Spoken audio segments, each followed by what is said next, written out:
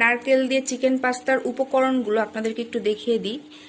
এখানে আছে হচ্ছে পাস্তা সিদ্ধ, আর পাশে আছে নারকেল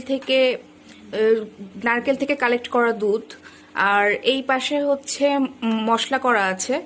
আর এই উপকরণটা হচ্ছে পেঁয়াজের বেরেস্তা আর সাথে মরিচ ভাজা। এটা পরিমাণ মতো আপনারা আচ্ছা ভিউয়ার্স, আমি ফ্রাই প্যানটা গ্যাসের চুলায় দিয়ে সামান্য পরিমাণ তেল দিয়ে এটা গরম করতে দিয়েছি।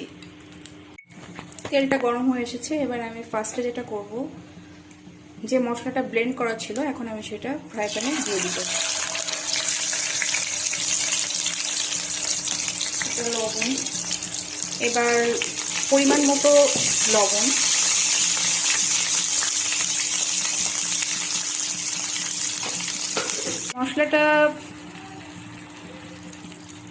মশলাটার পর আমি কোকোনাট থেকে যে দুধ বের করেছিলাম সেই দুধটি আমি ফ্রাই প্যানে ঢেলে দিব।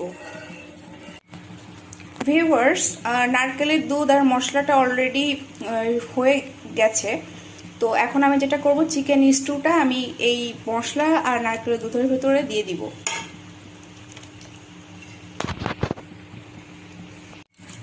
বেরেস্তার সাথে শুকনো মরিচগুলোও আমি মেখে নিচ্ছি।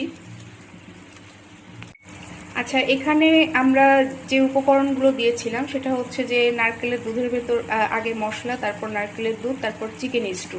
তো এটা থেকে অলমোস্ট একটু অয়েলি দেখা যাচ্ছে। তো এখন আমি আমার সিদ্ধ করা পাস্তাটা পরিমাণ মতো দিয়ে দিব।